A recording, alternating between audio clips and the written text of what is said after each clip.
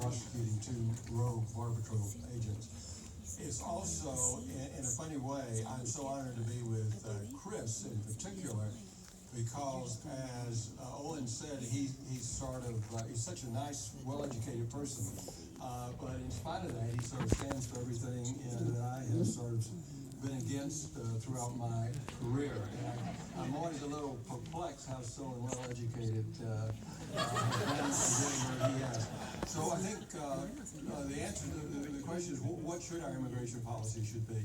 And as I listened to the various speakers, it seemed like they were, as Eddie mentioned, sort of focused on maybe not only the tip of the iceberg, but the little pieces of it. And you have to look at it from an overall perspective. By the way, I went to primary school, middle school, and first year of high school in McAllen, Texas. So I always thought I wound up where I am right now because of the influence of growing up in the border. Some of my best friends' fathers were Border Patrol agents. I was always jealous because they would bring them home these neat gifts that they would take off with undocumented.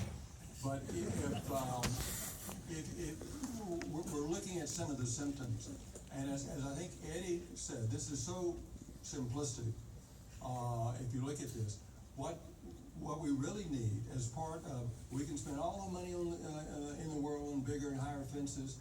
Chris will tell you he wants a fence on every inch of the border because he put that in the plank of this year's Republican platform. We'll talk about that later. You can do all that stuff, and it's sort of meaningless unless you deal with the root causes. We need immigration reform.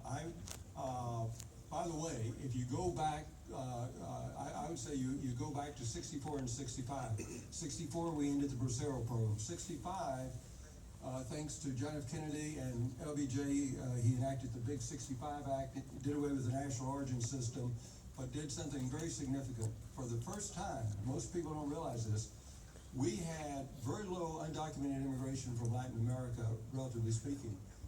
What was the quota up until 1965? There was no quota. You could have had 1 million people immigrate in any year.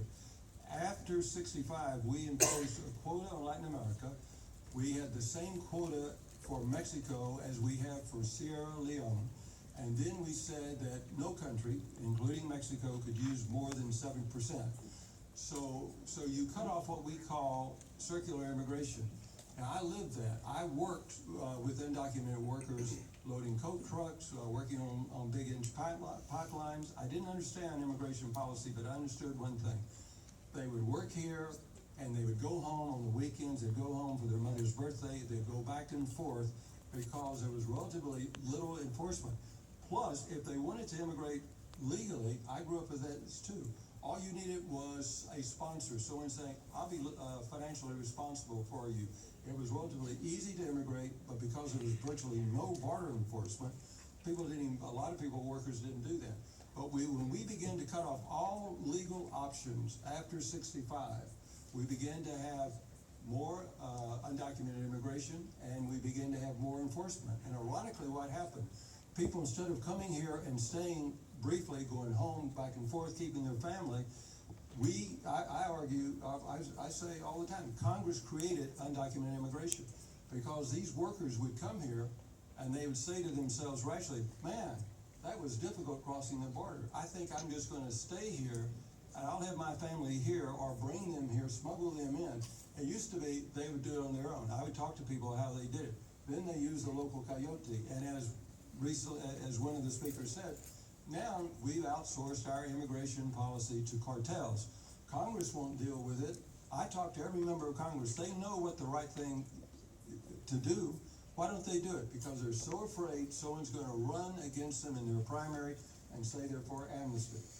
The same talk radio hosts that got after that made Johnny tried to crucify him, they will crucify any politician that does anything on immigration reform. So we stuck with this where we are today, trying to deal with this enforcement agent issues. By the way, one more point, and tell me when I'm up.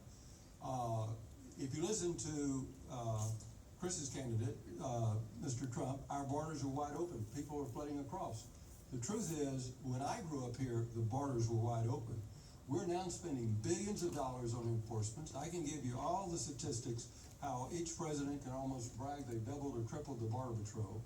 We have the lowest rates of illegal immigration since Richard Nixon was president. And the border surge that people talk about, people coming up, unaccompanied minors, has nothing to do with illegal immigration. Those individuals are surrendering themselves at the border because they're entitled to a due process hearing, asylum hearing, and other benefits. They're not coming in illegally. They're actually surrendering themselves. 1 minute warning. Okay, I'll just say this.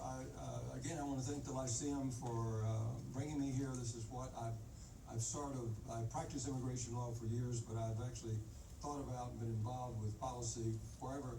And so to be sitting here next to Chris, I can't think of what the comparison, I mean, what the feeling must be, but it's sort of like meeting this person you imagine all your life. And again, the irony is he's such a friendly person. So maybe you'll explain to us how you got there. Chris.